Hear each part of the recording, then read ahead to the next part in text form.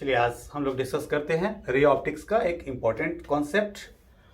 तो ये कॉन्सेप्ट क्या रहेगा कि रिफ्रैक्शन थ्रू स्फेरिकल सरफेस, कोई स्फेरिकल सरफेस होगा उससे रिफ्रैक्शन कैसे होगा। ठीक है, तो चलिए हम लोग ले लेते हैं एक आज कॉन्वेक्स सरफेस। देखिए कॉन्वेक्स सरफेस है, हेमिस्फेरिकल सरफेस जो है ये कॉन्वेक्स है। ठीक है, इसको लेकर के हम लोग चलते हैं कि इसमें जो रिफ्रैक्शन होगा वो कैसे होगा और एक फॉर्मूला यहाँ हम लोग तैयार करेंगे। ठीक है, तो अब देखिए मान लीजिए ये आपका कॉन्वेक्स सरफेस है। अब इसका ये प्रिंसिपल एक्सिस हो गया, प्रिंसिपल एक्सिस हो गया, ये फोकस हो गया, ये आपका सेंटर ऑफ कर्वेचर हो गया। मान लीजिए कि यहाँ पर आपका ऑब्जेक्ट है, पॉइंट ऑब्जेक्ट। यहाँ मैं कहना चाह रहा हूँ पॉइंट ऑब्जेक्ट, बहुत आसानी से हो जाएगा यदि पॉइंट ऑब्जेक्ट आप लेते हो तो।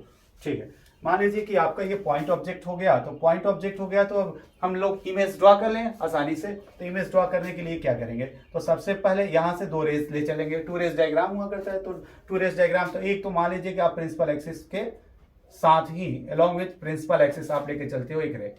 ठीक है, तो ये रे मान लीजिए कि आप लेकर के चले। ठीक है, तो ये रे ऐसे जा रही है। ठीक है, और एक रे आप लेकर चलिए, टू रेज डायग्राम की वजह से दूसरा रे आप कहां से लेकर चलते हो, तो मान लीजिए दूसरा रे लेकर के आप चले, ये देखिए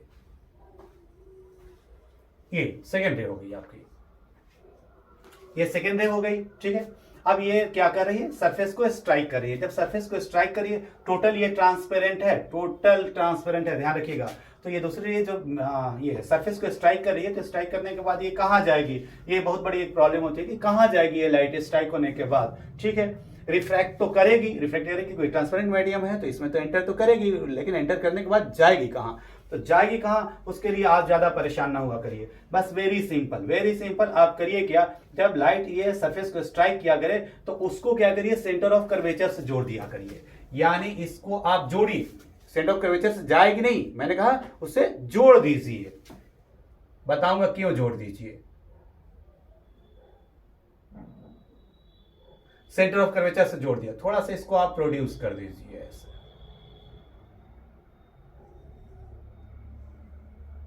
ठीक है, देखिए सेंटर ऑफ कर्वेचर से जैसे ही आप सरफेस को जोड़ते हो, स्फेरिकल सरफेस को जोड़ते हो, तो ये क्या करता है, सरफेस के साथ 90 डिग्री का एंगल बना लेता है। यानी यदि हम यहां पर एक टेंजेंट ड्रॉ कर लें, मान लीजिए यहां पर एक टेंजेंट ड्रॉ करें, तो इस टेंजेंट के साथ ये कितना डिग्री बनाता है, 90 डिग्री बनाता है। थ्योरी आपकी क्लास 10th की है कि centre of the circle tangent के साथ क्या करता है, वहां से जो रेडियस जाती है वो 90 डिग्री का एंगल बनाती है। ठीक है, यानी ये 90, इधर भी 90, इधर भी 90 और इधर भी 90। ठीक है, तो देखिए ये आपका इंसिडेंट रे था, ये इंसिडेंट रे, और ये क्या हुआ, सेंटर ऑफ कर्वेचर। यानी एक तरह से ये सेंटर ऑफ कर्वेचर था, सेंटर ऑफ कर्वेचर से आपने लाइन एक लाया, तो ये क्या काम कर रहा है, यहाँ एक नॉर्मल, ये दिखाना चाह रहा हूं, यही आप नोटिस करिएगा कि सेंटर ऑफ कर्वेचर से कोई भी लाइन आप हेमिस्फेरिकल सरफेस से जोड़ देते हो तो क्या करेगा, वहां पर वो नॉर्मल का काम करता है। ठीक है, एक्चुअली देखिए ये रे को जाने का रास्ता ये हुआ करता, यदि ये पाथ में स्फेरिकल सरफेस ना आया हुआ होता तो इसके जाने का रास्ता ये था, ये रे ऐसे जाती। बट अब थ्योरी हम लोग यूज करते हैं, थ्योरी क्या करता है कि जब रे, कोई भी लाइट रेयरर से, चूंकि ये रेयरर है और ये डेंसर है, याद रखिएगा, ये फर्स्ट मीडियम जो है ये रेयरर है और ये आपका सेकेंड मीडियम क्या हो गई, डेंसर हो गई। ठीक है, ये डेंसर हो गया। तो आप जानते हो कि रेयरर टू डेंसर आप जब जाते हो तो लाइट किधर बेंड करती है, towards the normal, towards the normal. तो नॉर्मल का काम कौन कर रहा है, ये लाइन नॉर्मल का काम कर रहा है। तो ठीक है, यानी ये रे ऐसे न जा करके, ये ऐसे न जा करके ये क्या होगी, बेंड कर जाएगी थोड़ा बहुत नॉर्मल की ओर, यानी सेंटर ऑफ कर्वेचर से जो लाइन आ रही है उसकी तरफ ये बेंड कर जाएगा। यानी ये लाइट कहां से जाएगी, यानी ऐसे ना जाकर के लाइट बेंड कर गई, तो बेंड कर गई तो कहां जाएगी भाई, तो देखिए बेंड कर करके लाइट आपको यहां आ गई। ठीक है, लाइट यहां आ गई। अब जरा देखिए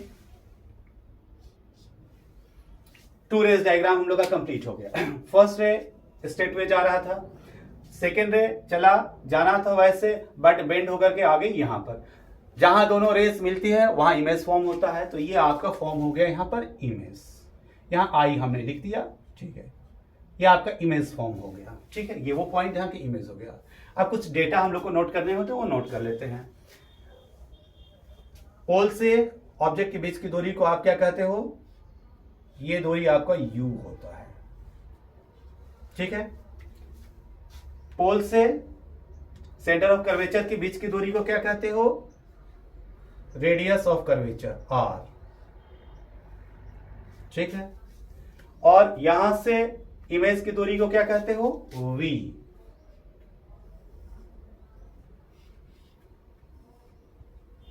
ये दूरी आपको v हो गई। ठीक है, अब आपको क्या करना चाहिए? अब थोड़ा सा एंगल ऑफ इंसिडेंस और एंगल ऑफ रिफ्रैक्शन चेक कर लीजिए। तो ये आपका नॉर्मल था, नॉर्मल, और ये इंसिडेंट रे जा रही थी। तो आप जानते हो कि इंसिडेंट रे और नॉर्मल के बीच का एंगल जो होता है वो एंगल ऑफ इंसिडेंस होता है। तो ये जो पूरा एंगल तैयार हो रहा है आपका, ये आपको तैयार हो गया एंगल ऑफ इंसिडेंस। ठीक है, आप कहोगे कि एंगल ऑफ रिफ्रैक्शन कहां मिलेगा? तो आप जानते हो कि रिफ्रैक्टेड रे और नॉर्मल के बीच का जो एंगल होता है वो एंगल ऑफ रिफ्रैक्शन होता है। तो रिफ्रैक्टेड रे कौन थी? तो रिफ्रैक्टेड रे आपकी ये थी। नॉर्मल कहां है? नॉर्मल आपका ये है। तो रिफ्रैक्टेड रे और नॉर्मल के बीच का जो एंगल बन रहा है, यानी ये एंगल जो हुआ, ये कौन सा एंगल बन गया आपका? Angle of refraction. इसको हम स्मॉल r से डिनोट कर देते हैं। थोड़ा सा छोटा है, बारीक है, ध्यान दीजिएगा। क्लियर हो गया। अब उसके बाद आप अज्यूम कर लीजिए, मान लीजिए कि ये एंगल आपका अल्फा का बना है, ये एंगल आपका बीटा का बना है, और ये अज्यूम कर लीजिए कि ये आपका एंगल गामा बना है। ठीक है, बस यही तीनों का रिलेशन आप दिखा लीजिएगा, आपका काम हो गया। और यहां पर एक परपेंडिकुलर खींच दीजिए, ये आपका एक परपेंडिकुलर हो गया। मान लीजिए ये आपका ये यहां पर हम P ले लेते हैं या X ले लेते हैं। यहां का पॉइंट जो था ये X है, नाम दे दिया, और इस पॉइंट का नाम दे दिया Y, नाम दे दिया। ठीक है, याद रखिएगा। अब आपको कुछ नहीं करना है, बहुत वेरी सिंपल। आप क्या करिएगा, यहां से यूज करिए स्नेल्स लॉ को। स्नेल्स लॉ क्या कहता है? ध्यान दीजिए, स्नेल्स लॉ कहता है रिफ्रैक्टिव इंडेक्स। तो मान लीजिए ये सेकंड मीडियम है और ये फर्स्ट मीडियम, यानी फर्स्ट मीडियम, और ये सेकंड मीडियम, सेकंड मीडियम।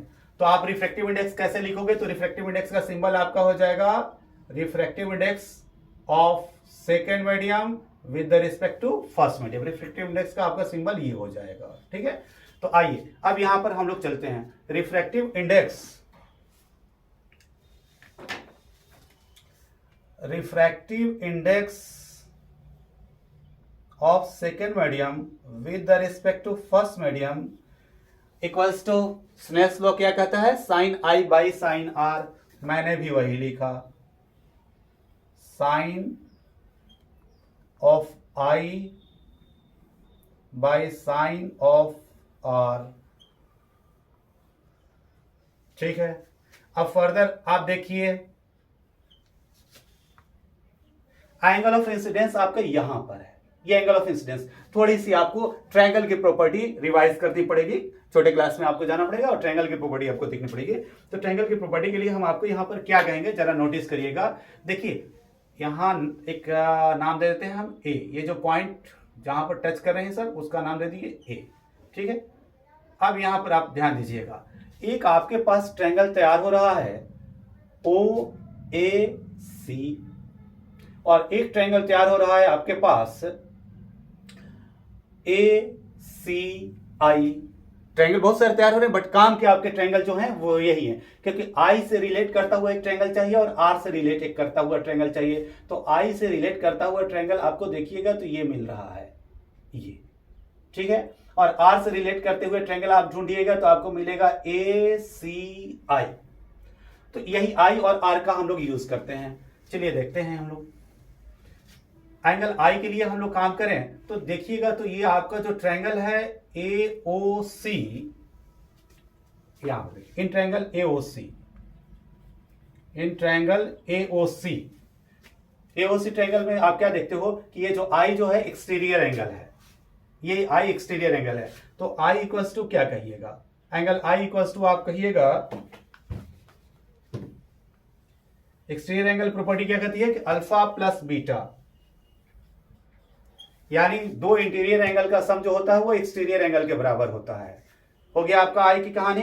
अब आप इसी तरह से आर की कहानी देखिए, यहां पर इस ट्रायंगल में आप काम करते हो तो r plus gamma equals to beta, यानी r plus gamma is equals to beta, क्योंकि एक्सटीरियर एंगल है this plus this equal to this, तो आपको आर की वैल्यू क्या फाइंड हो जाएगी,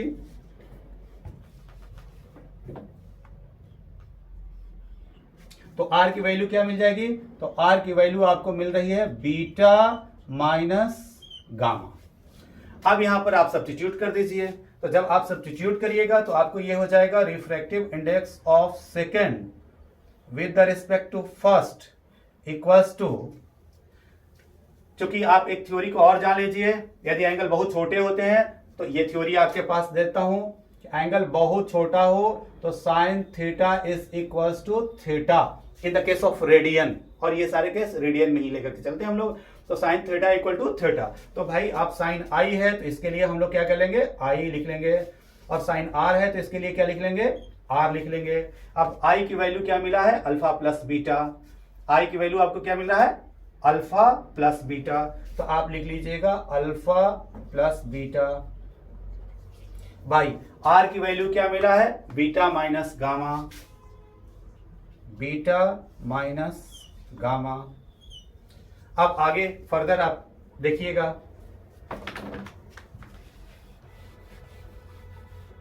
फर्दर आप देखते हो तो एक नोटिस करिए, एक थ्योरी देता हूं मैं आपको, theta tan theta is equals to theta, tan theta is equals to theta कब के लिए, जब एंगल बहुत छोटा हो। तो क्या थीटा के जगह मैं tan थीटा लिख सकता हूं, बिल्कुल बोलोगे कि यस लिख सकते हैं सर। तो देखिए जो अल्फा आपका तैयार हुआ है, तो अल्फा के लिए मैंने लिखना शुरू कर दिया tan अल्फा। अब tan अल्फा आप लेते हो तो क्या मिलेगा, मान लीजिए इसको हम लोगों ने h मान लिया, तो क्या मिलेगा, h by minus of u, sine का जरूर ध्यान देना है, h by minus of u, यानी ये आपको मिल गया minus h by u. Alpha की वैल्यू रेडी। अब आप बीटा की वैल्यू तैयार करिए, तो आप कहिएगा कि beta is equals to tan beta,